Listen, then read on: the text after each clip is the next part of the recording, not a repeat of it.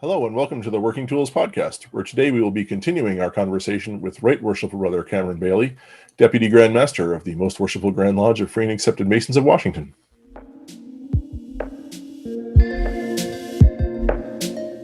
Ladies and gentlemen, brethren all, welcome to the Working Tools Podcast, a casual conversation around Freemasonry. First, it's important to note that our thoughts and opinions are our own and do not reflect those of our Grand Lodge or respective craft or concordant bodies. Please connect with us and ask questions via our website at theworkingtoolspodcast.com.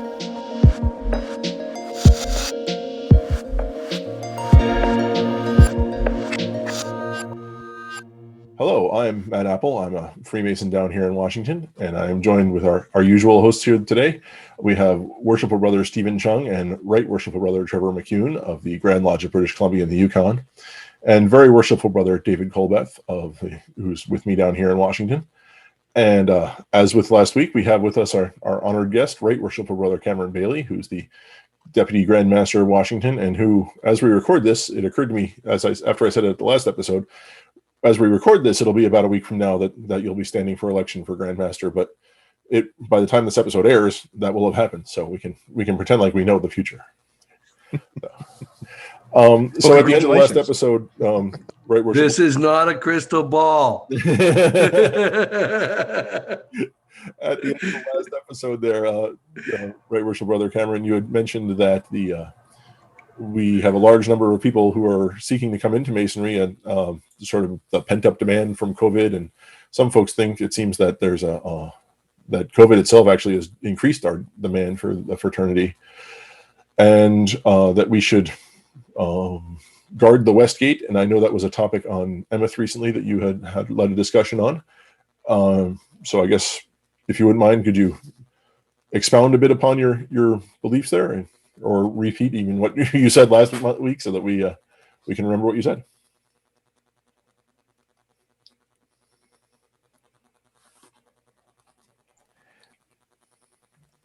Muted. You're muted, brother.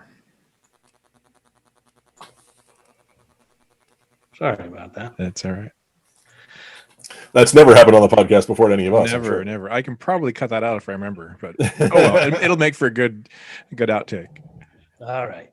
So one of my failures as a Mason, and it still bothers me to this day, even though it happened quite a few years ago, is I was on an investigation committee, and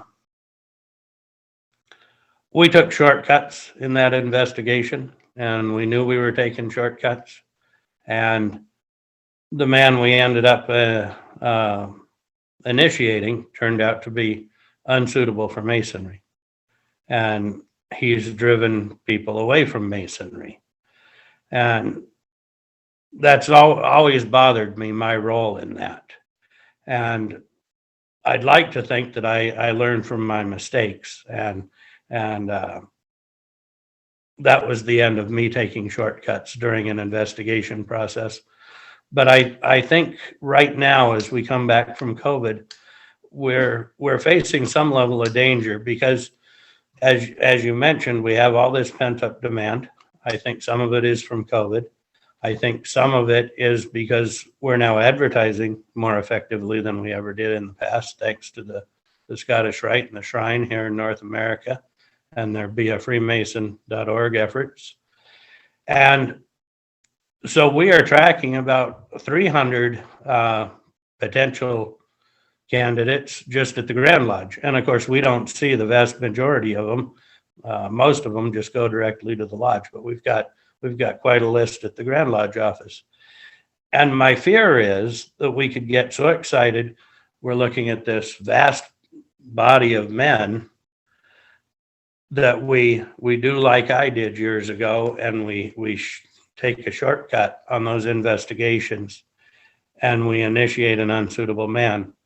Because I'm firmly convinced that every time we do that, I don't think we ever do it on purpose, but for whatever reason we make an error and we do that, we're driving at least 10 good men from the fraternity.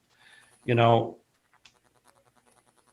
the man we make a Mason is going to be seen as such by his friends, by his co-workers, by random people on the street, because we all wear these shirts and these rings. And their impression of Freemasonry is going to be that man. And if he's not a good man, then, they're not going to have a good impression of Freemasonry. And I think we also have a responsibility because we have youth groups, We need to make sure before we initiate a man that he's a man that we'd trust with our own daughters or granddaughters. I think that's really important. And I think that sometimes we forget that, but we do have our youth groups. They do meet in our buildings, and they do invite Masons to most or all of their events. So I just really hope that as these men and our lodges open up and these men are coming to us, that we don't get so excited that we start cutting corners and doing things improperly. We've always got to guard the West Gate, and hopefully people don't repeat the mistake that I made in the past. Use the checklist from the 6-step program. And, it really is, in all seriousness, just having a checklist reminds us of each step that we got to follow in bringing them in and guarding our West Gate. And really, it can be that simple as having a checklist. Do you guys up in British Columbia and Yukon have a mandate to do a criminal investigation on your potential? No. There have been lodges in the past with members that belonged, and people sometimes would joke about them being looked up and whatnot. But no, there's no mandate and no ability for us to do that. I guess technically we could ask for a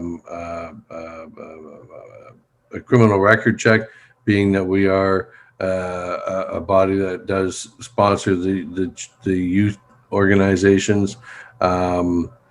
But that's a fine line as well, right? So the current petition form in this jurisdiction asks the question, have you been convicted of a criminal offense?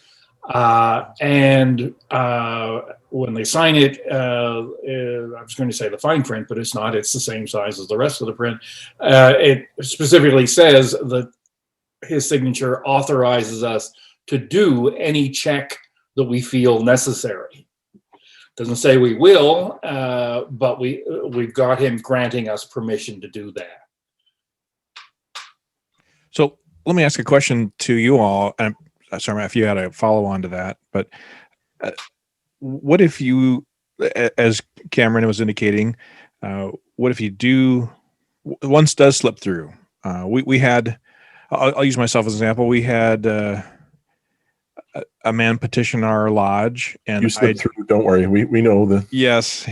That was the shoddy investigation from earlier. Yes. Yes, I'm guilty. I am most guilty.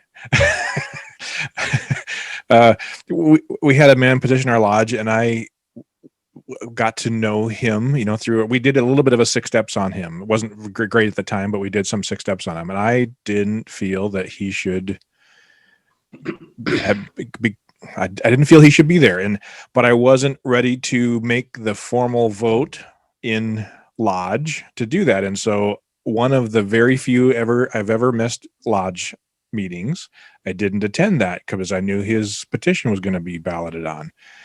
I feel a little bit guilty to this day about that. But then he was elected to the degrees, and I didn't attend his degree because our obligation says that you won't do that. And I thought, I can't be there, but I was letting my brothers down. So it was a very juxtaposition for me because I wanted to be there to support my brothers, but I didn't agree with the process. So how, anyone doesn't want to comment, or Cameron, if you want to comment on that idea, if they get through, what do? You can't. Yeah.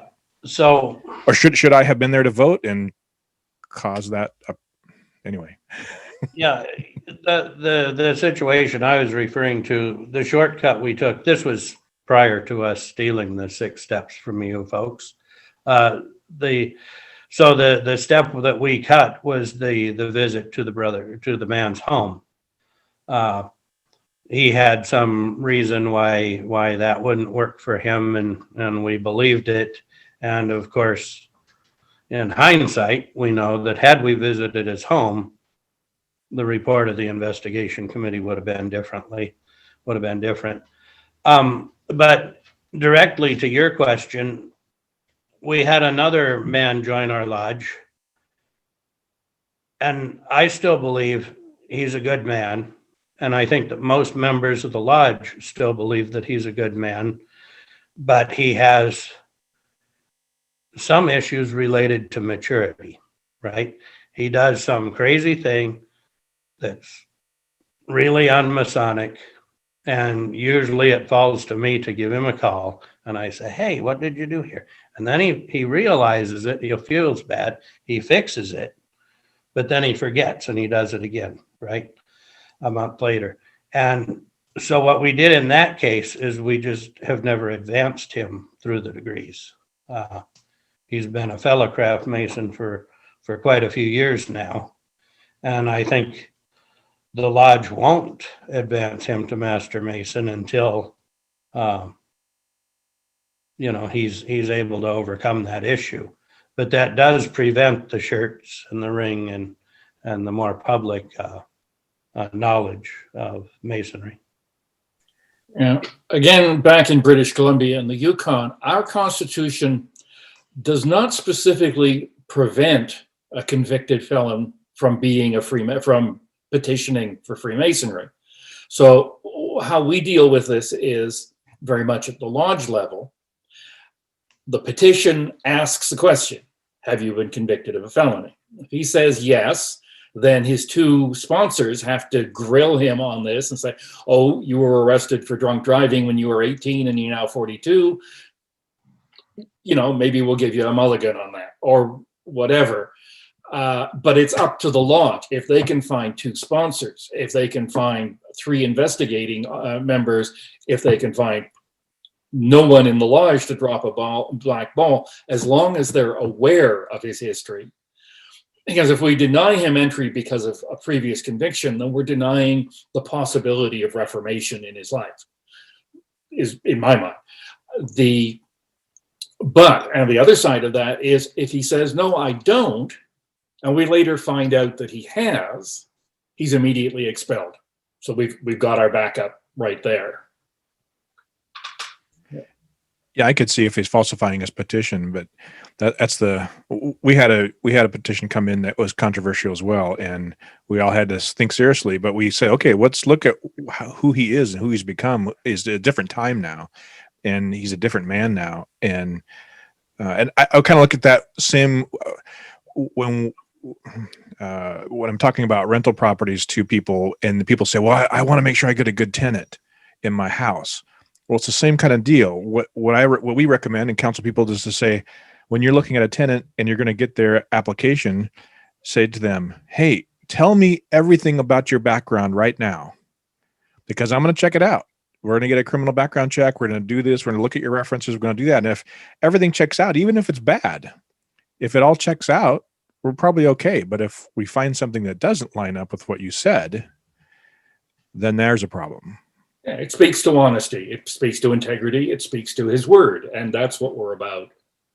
Now, I'm aware that people with a criminal conviction who years and years later applied to a lodge, I'm thinking of one particular instance where the lodge decided not to, and they blackballed him.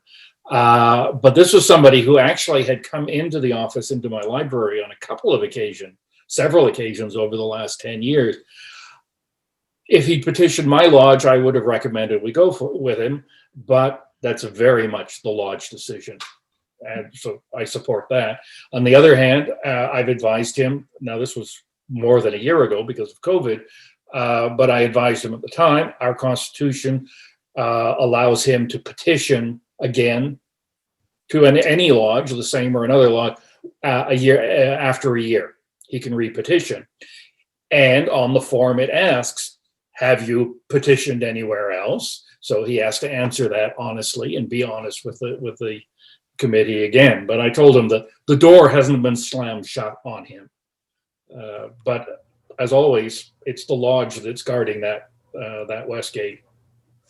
And I'll tell you, I'm happy we have the processes that we do.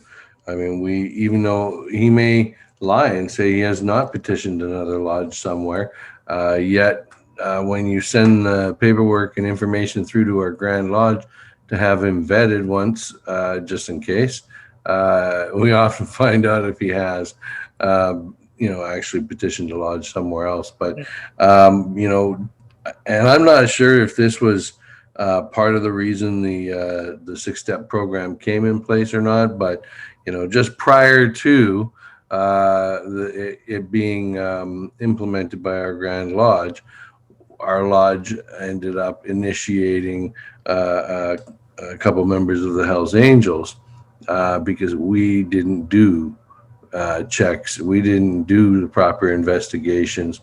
We took them in on the word of a brother who had met them through a work scenario. And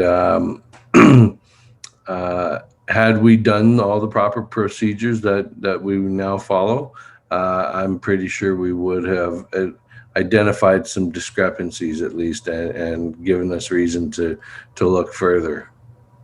The 6-step program has an interesting history.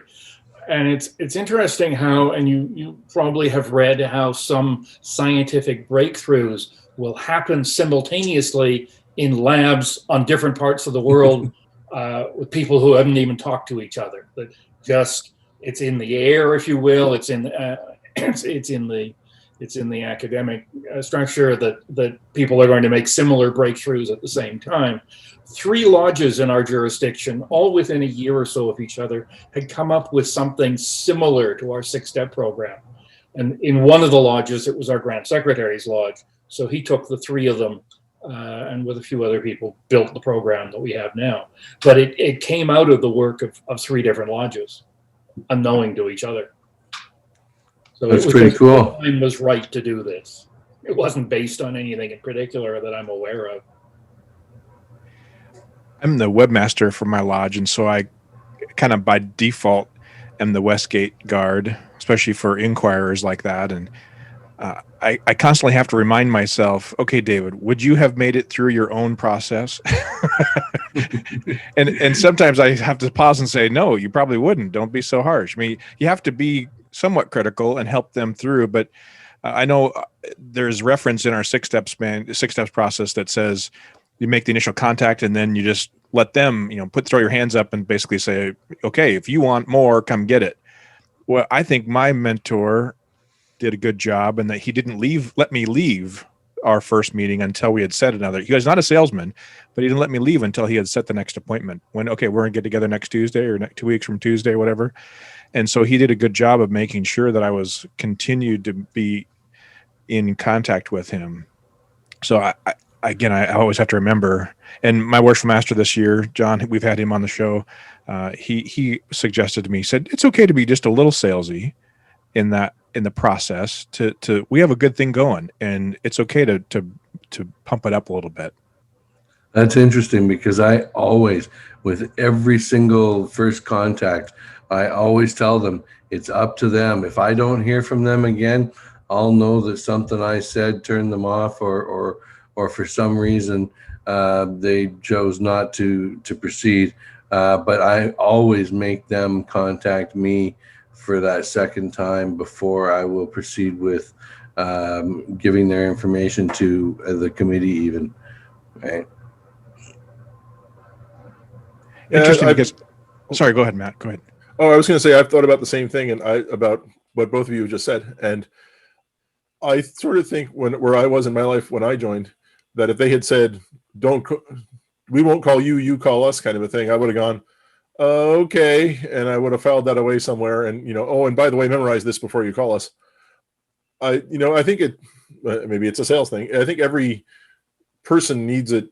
You need to apply it properly to each person, right? There's not a one size fits all thing. I was the same thing. We were just starting to have kids, and my wife was 8 months pregnant when I had my first investigation. Or 7 months pregnant, and then 8 months pregnant. No, not she. 9 months, because it was my first degree was dependent on whether she had the baby or not.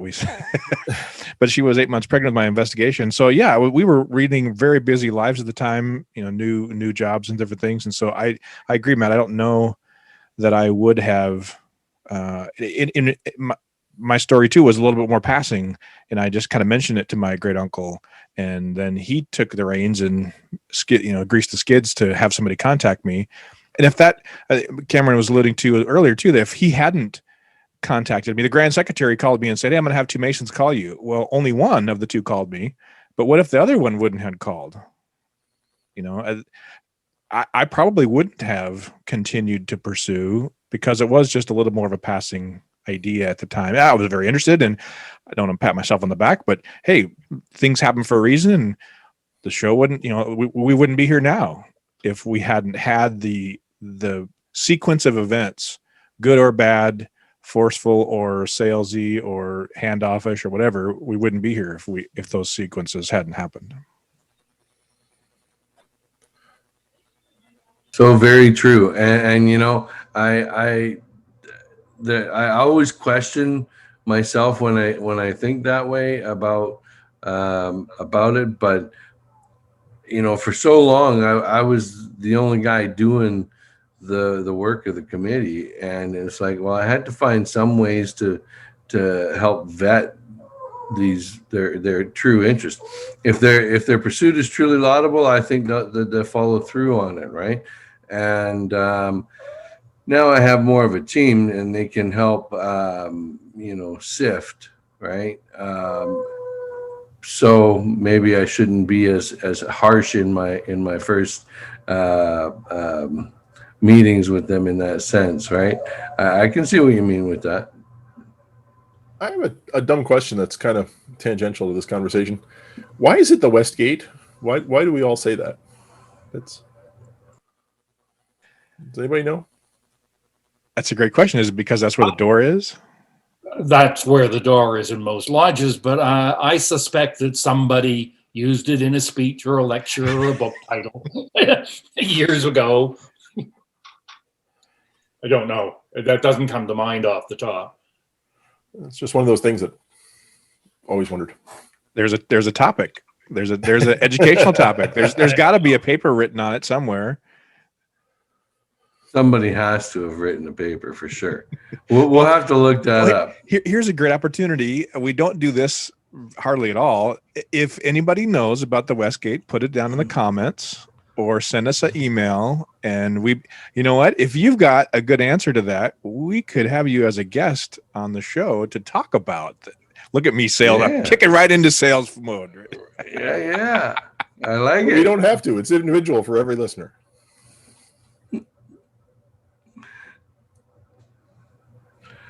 No, I think that's a great idea. And by all means, to our listeners, if you've got a great idea, message us, and we'd love to hear from you and communicate. The more ideas we get, if you guys got ideas to have Brother Bailey back on for, hey, send us a message on with questions, and I'm sure we can arrange something. You seem to be a great pod. Yeah. No. I just took a look. It's biblical. Really? Oh, okay. Let me see if I can get a quote, but it's claimed to be biblical. Interesting. So yeah, it's interesting. One of the Right Worshipful, you had mentioned earlier the people walking down the street with their shirts and our rings and our bumper stickers and license plates, etc. And there's a story which it's probably not true, and it's probably one of those things that somebody made up, and I'm not remembering it well. But essentially, that a couple of missionaries were I think someone told me it was St. Augustine, were out in a town, and they were looking to convert the locals and impress upon them the importance of their religion. And so he took one of the other people who was with him and said, let's, we're going to go and proselytize to the people of the city. And so he and his acolyte walk down to the city, and he goes to the fruit seller and buys some fruit, and he goes and he talks to the lady standing on the corner, and he goes into the library and looks at the books or whatever, and then they go back and to where they were staying, and as they're going back, the acolyte says to him, I thought you said we were going to go and proselytize the people and show them what Christianity was about. And he turns to him and says, we just did. This behavior is how we show ourselves in our masonry to the world. And it's, yeah, there we go. Did I vamp long enough that you could come up with your quote? No, but it would have entered Masonic awareness with Dwight L. Smith in 1962 in his landmark paper that I hope some of you have read, Whither Are We Traveling? And he uses the phrase in that. So that's probably where it entered Masonic usage. But as far as the biblical use, that goes back to the site of the West Gate is considered to be the main entrance of guard. To guard well the West Gate, in other words, means protection and safeguarding the temples. But I don't see an actual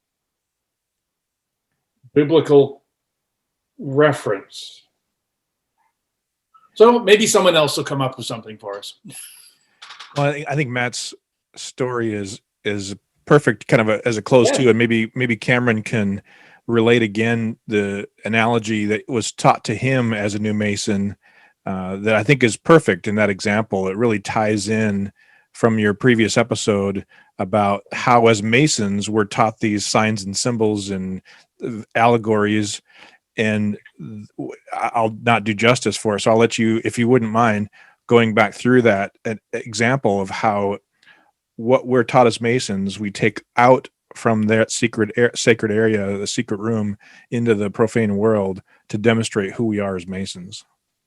Yeah, certainly. So the first degree lecture talks about the fact that you'll be known as a Mason by the perfect points of your entrance.